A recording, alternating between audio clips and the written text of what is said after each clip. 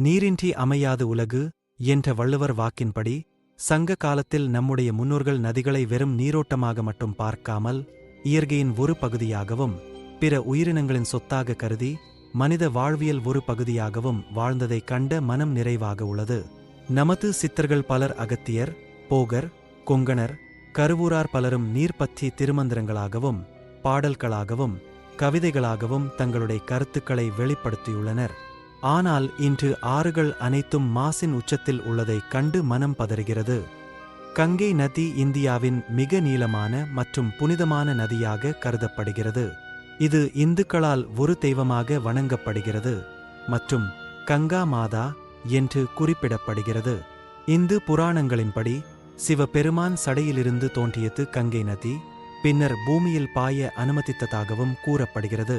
கங்கா தசரா திருவிழாவாக கொண்டாடப்படுகிறது. இந்த நாட்களில் கங்கை நதியில் புனித நீராடுவது மிகவும் புண்ணியமாகக் கருதப்படுகிறது.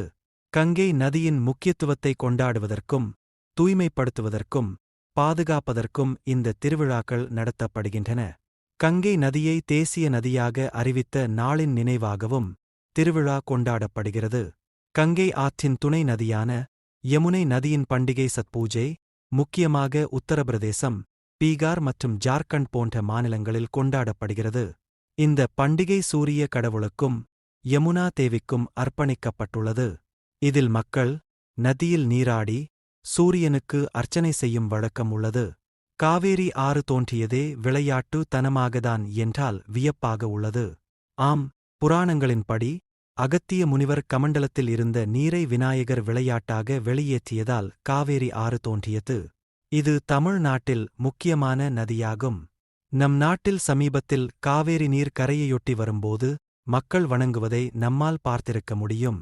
ஆடிப்பெருக்கு விழா முக்கியமாக நீர்நிலைகளுக்கு நன்றி செலுத்தும் ஒரு பண்டிகையாகும். பருவமழை தொடங்கி ஆறுகள், குறிப்பாக காவிரி ஆறு, பெருக்கெடுத்து ஓடும் நேரத்தில் இந்த விழா கொண்டாடப்படுகிறது. நீர் மாசு அடைவதால் சுகாதாரச் சீர்கேடு, உயிரினங்களுக்கு அச்சுறுத்தல், சுற்றுச்சூழல் பாதிப்பு, வெள்ள அபாயம், முக்கியமாக நில ஆக்கிரமிப்புகள், மக்களின் பெருக்கத்திற்கு ஏற்ப நீரின் வழித்தடத்தை குறைத்து கொண்டே வருகிறது. மேலும் நீர்வரத்து மிகவும் குறைந்து கொண்டே வருகிறது. மேலும் நீரின் தர சீரழிவாக அதிக அளவு உயிர்வேதியியல் ஆக்சிஜன் தேவை, குளோரோஃபார்ம் மற்றும் தொழில்துறை கழிவுகள் ஆகியவை நீரின் தூய்மையை குறைக்கின்றன. மத்திய மாசு கட்டுப்பாட்டு வாரிய அறிக்கைகள் கங்கை நதியின் பல பகுதிகளில் பாதுகாப்பான வரம்புகளை மீறுவதாக காட்டுகின்றன.